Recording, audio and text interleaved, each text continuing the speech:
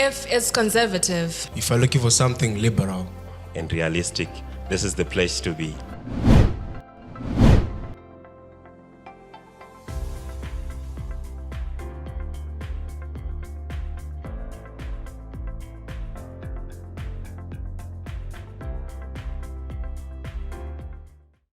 Hello and welcome to this episode. We are back again. Last time we spoke about Africanness, we spoke about Christianity and Africanness. We also spoke about mental health. We also spoke about the gents, why they struggling to get married. But today we want to talk about, we can speak about marriage and all that, but we want to also speak about creating wealth as young people.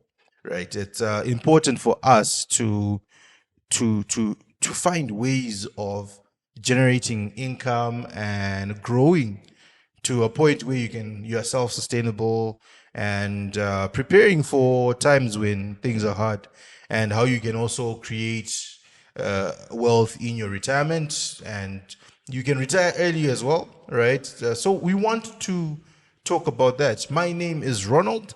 And on my far right, there's Kuda, there's also Charles, and our guest today is Trimo Munenga. Trimo is a friend. He also works at Old Mutual. We've known each other for a bit of time, and I'm going to ask him to introduce himself. Welcome to our podcast, Trimo.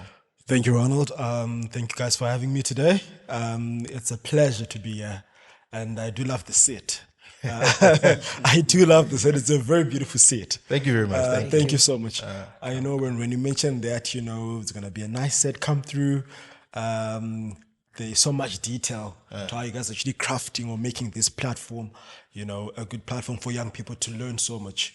And it's a very good initiative. Thank you so much. Thank you so much for this platform. You're welcome, man. Yeah, so I'm going to ask you to introduce yourself. Tell us a bit about yourself so that the viewers know who is going to be airing their views. By the way, he's not giving us his opinion of how to create wealth as a young people. You can't hold him for whatever he's going to say. He's speaking on what he thinks, but of course he has a background in the subject at hand. Okay. Yes. So obviously, if you're discussing any specialized area, you need to be qualified to share any knowledge or information on that. I'm a finance professional, as what you indicated. I do have an undergrad in accounting and finance from Malaysia, and I'm doing my Masters of Laws in International Finance with Liverpool John Moores University. And I'm a qualified financial advisor through IIZ, which is the local institute in Zim. I'm pursuing my CFA, and I'm also chartered financial analyst. Okay. And I'm also a CIMA member, which is the Chartered Institute of Management Accountants. I'm a member of that institution. So I've got 5+ years of working in finance in Zim and abroad. Interesting. Gents, we need to match up, huh? In terms of education. Just focus on hustling stuff. Hustling is very good. Hustling is very good. Is it? Yeah, hustling is very good. Yeah, maybe let's dive right into it, right? We're talking about creating wealth. Yeah. Give us paint the image of creating wealth to us. All right. So wealth, from the way I do understand it and I do know of it, wealth goes beyond just having riches. Riches is you talking about, having, a fleet of cars. Rolls Royce. Or having, a portfolio of maybe, 2-3 properties. Okay. Riches can end with me, or they can just, be me toiling and, trying to make money. Being called Dembinga. And then at the end of the day, you know what? You guys are like, this guy's money. It is money, exactly. But wealth is different. Okay. And I say that because there's a very, very good book about the wealthiest families in India. There are about 50 families. 50? Which are covered in that particular book. Okay. And that book shares about how those families started businesses, how they grew them to become empires, and how they have now moved from just being the great-grandfather to being the current generation which is there today. Okay, so from what you're saying the riches just start and end with Ronald and his family, right? But you're saying wealth can be passed down from generation to generation. Do we have examples like that in the Bible of people who had generational wealth? Charles?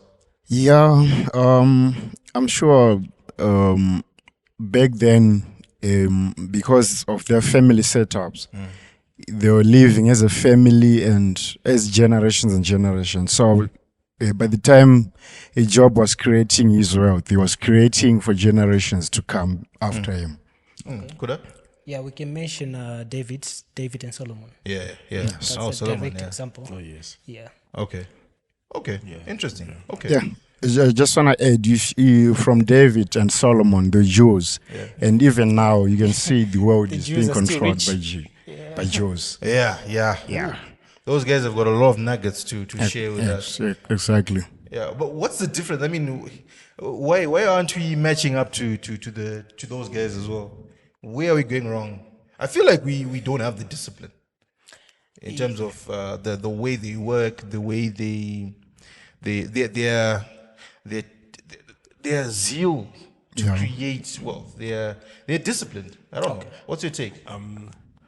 I do know should be Proverbs 16:3, which talks about, what God does. He does give a gift or a blessing on the works of your hands.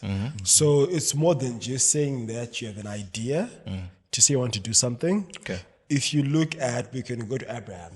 He was told, leave this land, go to another land. I'm going to make you a father of many nations. Yes. And the man had no ear, yet no one. And that was him, believing in God. Okay. And making it his own, decision to say, I'm going to follow God and make sure that I do live by Something what he then behind. says. Yes. So, give and take. The good thing is we are Christians. We do believe in God. Okay. But there was that strong reliance and dependence on knowing that whatever he was doing was bigger than him. And I think that also speaks to wealth. Okay. The moment you think of making or creating wealth, it goes beyond just yourself, Charles. It then says, if Charles is to say today, I want to be wealthy, it's like one of the principles in the 7 Habits of Successful People, which says, start with the end in mind. When you're saying you want to The end shall justify to the be means. wealthy, you're not thinking of it to say, okay, so this is just me. You're thinking of, yes, you are married today, but then you're thinking of more generations. All right. And then the moment a vision becomes bigger than you, it means you're now needing faith. Which means, like what the word of God says, faith, is as little as a mustard seed. It now means you're now believing in things which are bigger than just you. Which means, like Abraham, like, David, like Solomon, those guys then had to really look at things beyond just themselves and then, make sure that they then do deliver. And they're also after God's heart. So I think that then does count as well. Interesting. Okay, yeah, I do also agree with what Trimo is saying. Like if you look in the setup of the black families, right? You remember like your uncle had a shop called Ronald and Sons. Yeah. Or if Ronald passes away, then the sons, they are nowhere to be found. Then the business dies with him. Okay. So it doesn't go to the next generation. It was only for themselves. Okay. Yeah. So what the other guys like in the Bible, they knew the power, the dominion that God gave them. Okay. Like if you look at the 4th commandment, right? It says, "You shall not work, neither your servants," which means you must have servants. Yeah. Your guards or whoever, you must not work. So that commandment, I believe, it was specifically for rich people. Okay. But yeah, it's for everyone to believe in. But yeah, Okay. All right. Let's go straight into the opportunities that youth have and also how we can create wealth? I mean, we're still very young, and we do also understand that we are living in a very tricky environment, and things are up and down all the time. What are some of the ways of creating wealth in this time and day that we're living in? Okay. So I would say the too many ideas which are there out there. Okay. If in this studio we are to have only 20 people who would be told more than 100 ideas. Okay. So I don't think the sticking point is ideas. I think what really affects us as young people is maybe focus. Okay. To say, you know, I'm looking at a business, let's say even to supply stationery, right? And just saying, you know what, it's not just me saying I want to supply stationery. I'm now saying, in order for me to execute this idea, I need today to have maybe a list of either institutions, either schools or universities or hospitals or businesses. You're now breaking down the idea to something which you're now working on, which means it goes beyond just saying, you know what, I have an idea to do something. Okay. And we're coming from a period of COVID-19 where many new ideas came about. Yeah. I know myself, I was involved in pharmaceuticals because it was something which there was a gap.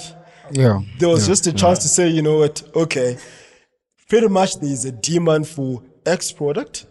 And you would want to, you know, get traction out of it or revenue out of it and, you know, make a profit. Okay. And what I then did, I had a friend of mine, and then we became partners in the business. And at first, our idea was, you know, knocking on doors of corporates. And I saying, you know, we've got, you know, A, B, C, D product, you know, you want to make use of it and stuff. And in that period in time, because COVID was very frightening, that whole procurement process for some companies were relaxed. Ah, nice. Quick question. Were you employed, formally employed, or you were just running with the pharmaceutical business at that time? And probably also comment on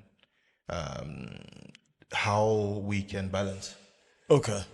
I was formally employed 100%, which is another thing. When you're making wealth, you need to have multiple streams of income. Okay. All right. You need to have your earned income, which is from your, you know, your vocational or your job. Yeah. You need to have passive income, and then you need also to have your savings. You need to also have, you know, some form of investment which gives you savings. So at that particular point in time, we then had to identify what's the best way to execute the idea.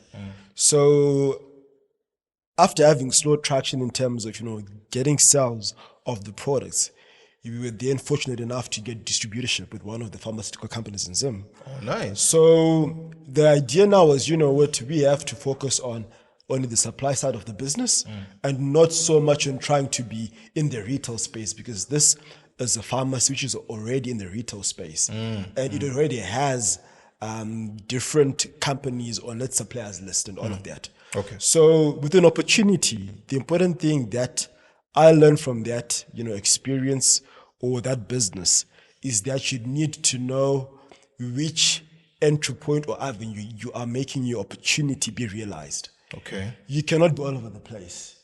Okay. If you're going to be focusing on the retail side, do retail. If you're going to be on the wholesaling side, do wholesaling. If you're going to be in the supply chain, the logistics, do that. Don't be all over the place or don't be undecided.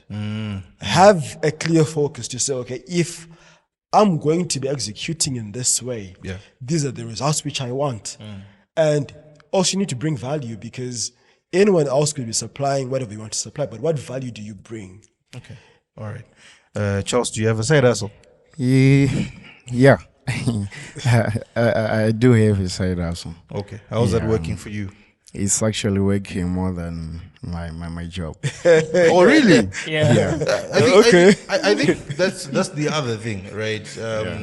Maybe let's talk about where to place your money. Okay. Yes. Okay. How much? Obviously, maybe in the let's talk about maybe loans. Let's talk about Okay. businesses, or where we can put, say, 5,000, for example. Where can we put our money? I mean, he said also is earning him more than his actual job, but there are people who have placed money somewhere and they fail to get even a dime from it. What are the areas to place money in this day and age?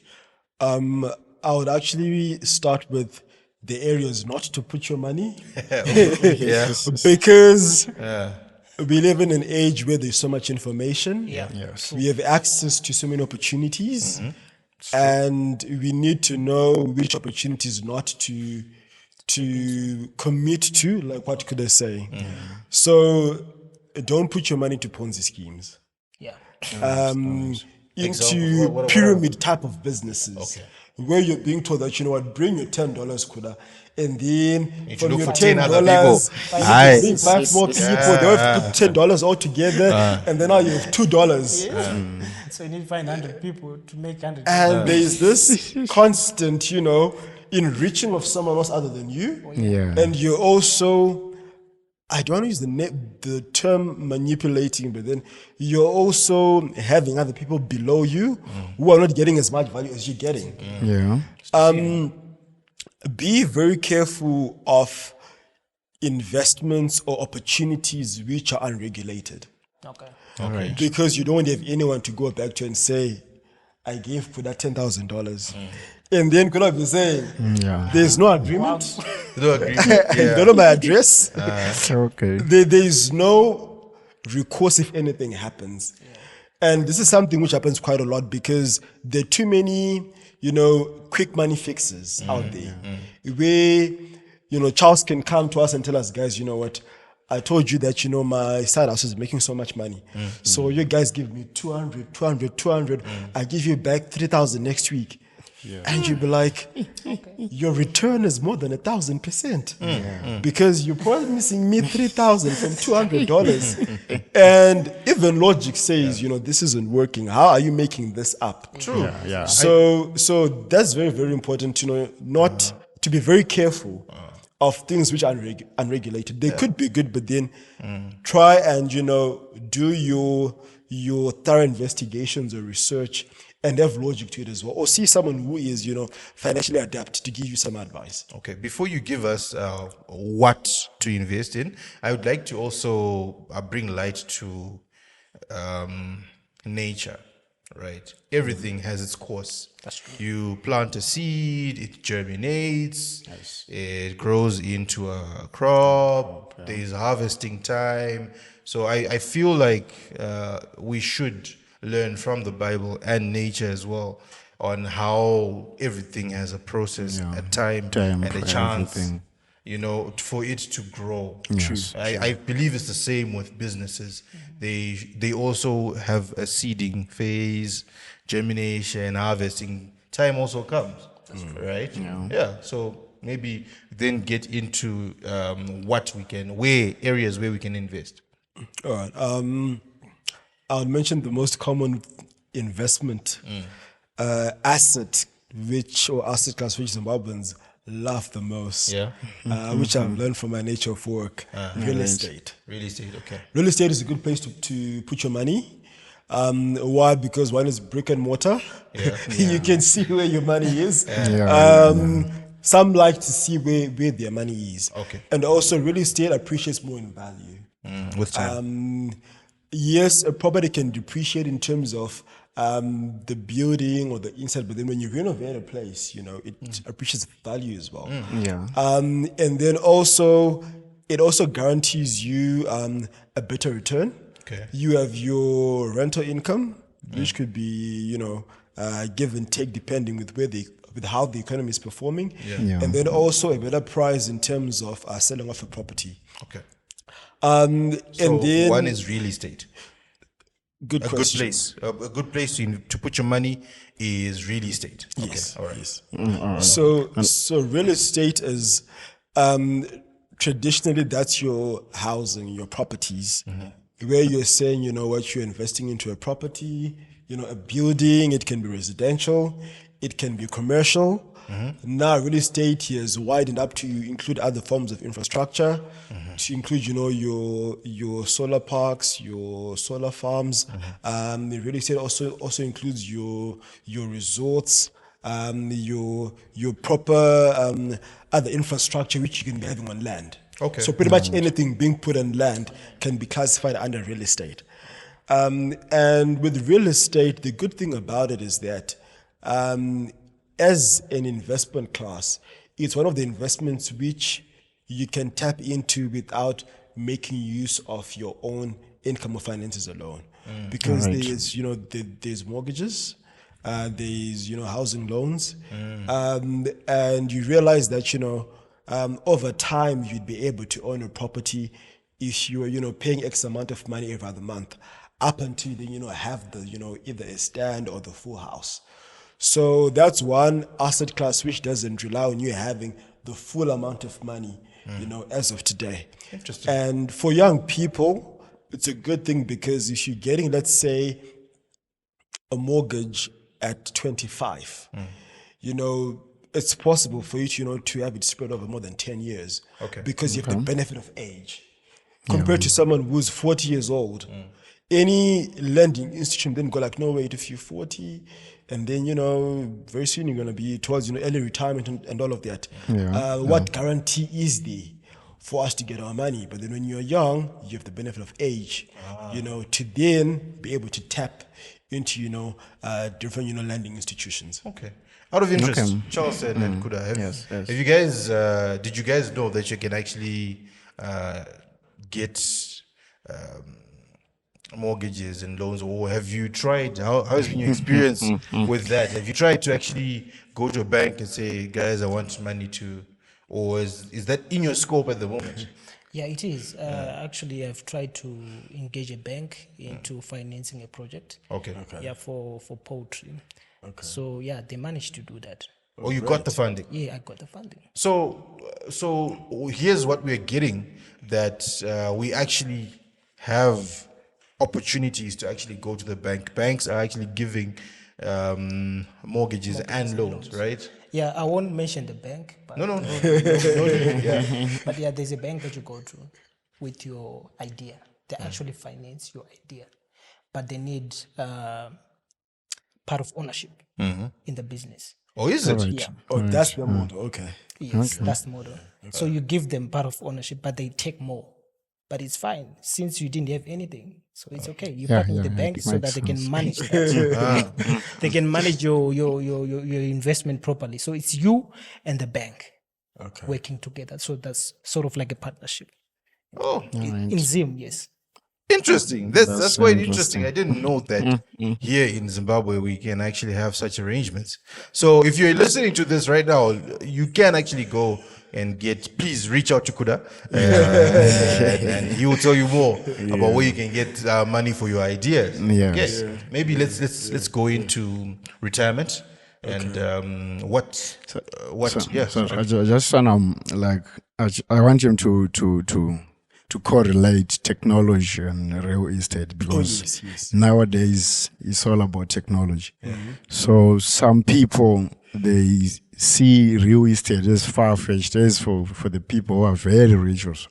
So how can we use technology and real estate to create wealth? That's a very good question.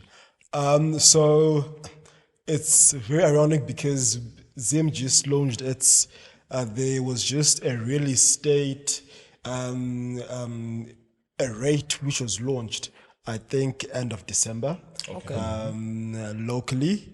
And a rate pretty much means that you are investing into a fund that does have a couple of real assets backing it, and these real assets are real estate assets. Okay.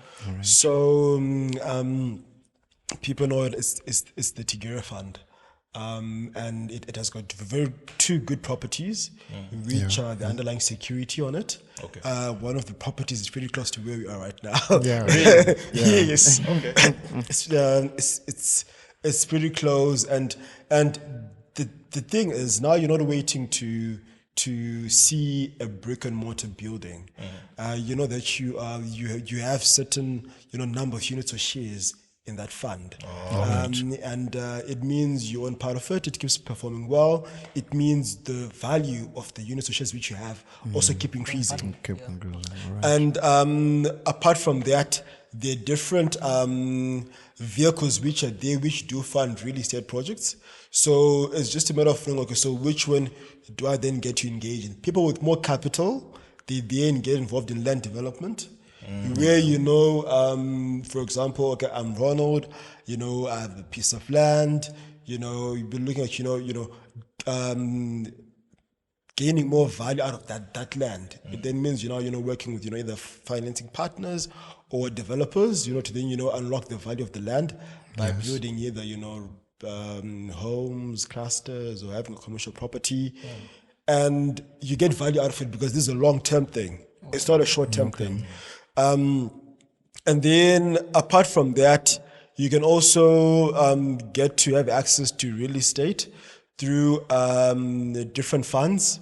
There are property funds where certain companies, they do have a property fund where having units again in a property fund, which would be, it can either be a privately held property fund in one of the investment houses, or it can be under an asset management company. So you're tapping into real estate at different points in time.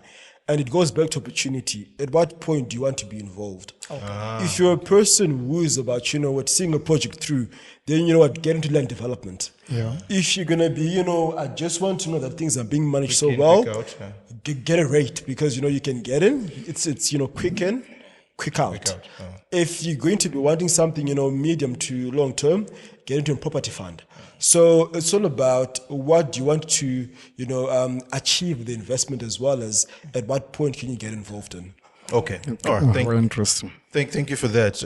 Maybe before we wrap up, I just need you to also touch a bit on, is it possible for us now to save up for, let's say, our kids, our children, and maybe even for retirement? Are there ways as well, or they're similar to what you were just mentioning? Okay. When you invited me to come to this podcast, and you did mention about retirement, I was really practical to assess and observe our situation in Zim. We are at a place where our parents, my father, for example, still has to go to work because at some point in time they had all these, retirements, pensions which they had, and they got wiped away. Not once, twice. The value of things has been eroded more than once in this country, which is a reality of our economic situation. And I was then trying to imagine and say, if it is now us at this particular point in time, what's the best way in which we're going to approach retirement, given that we have had this experience from our parents? Because you'd want to be practical. You would be a fool to replicate the same mistakes and then end up being 60 years old and having to go to work.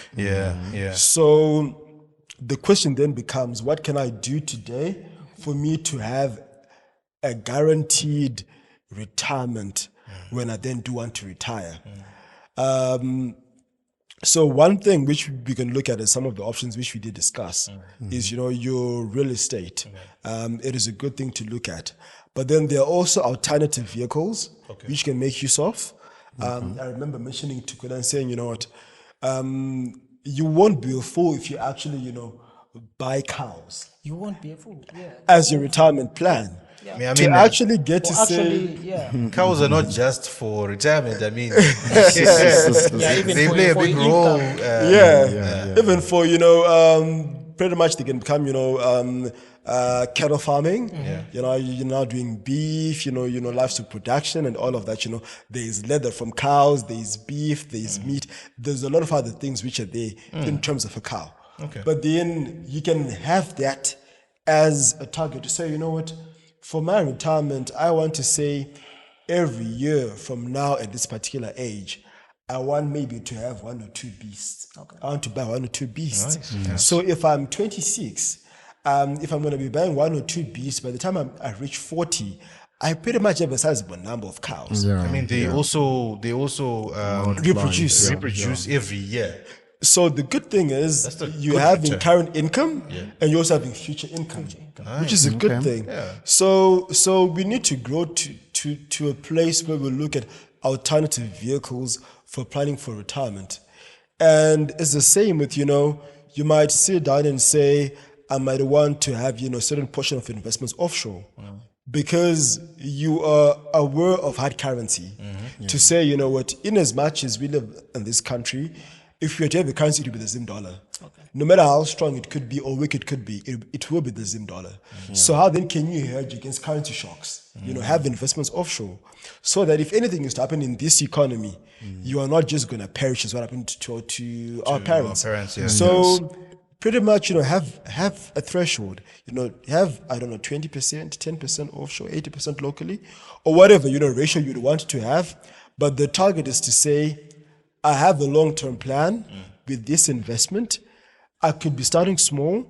I'm going to increase or grow. And with where we are right now, I like how Charles mentioned technology. You are able to even own international stocks from the comfort of your home. To a phone. You pretty much, you can buy your Apple, you can buy, Facebook, Twitter, and your home and dry, you'll be shareholders with Elon Musk at Twitter, and it'll be nice.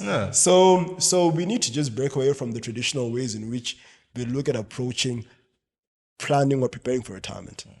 Yeah. Cool. Give us your last words before we wrap up. Okay, my last words before we wrap up is, in as much as you want profit income, like that quick bag that you make from buying and selling things, like you buy this table for $10, then you sell it for $20, then you make $10 in the process. You need to also have passive income, like what Trimo said, money that will keep on coming for time and times to come. For example, I will talk about things that I know. He was talking about real estate. I don't really much know about real estate. I'll talk about farming. You can grow even nuts or even trees for fruits. They will take long to bear fruits. But in the next 5 years, you know that you're guaranteed that this tree is going to give me fruits that I'm going to sell. So, yeah. Thank you for that. Charles, any last words? All right. My last words is, I think as young people must research and get to mingle and get more information about the future, especially for wealth creation.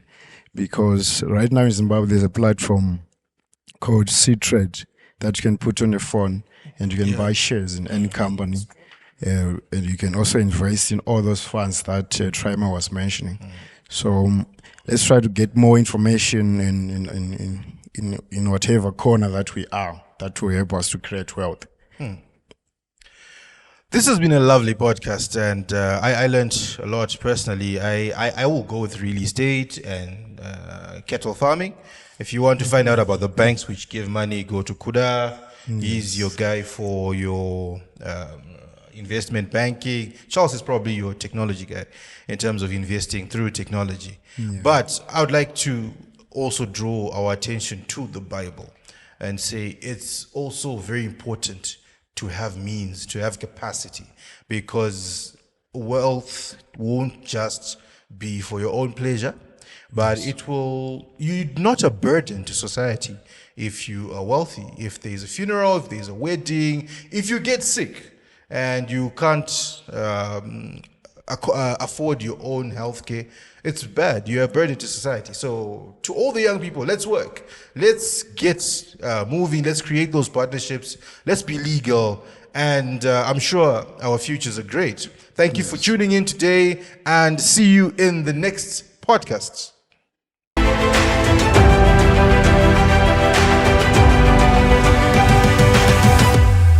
If it's conservative, If you're looking for something liberal, and realistic, this is the place to be.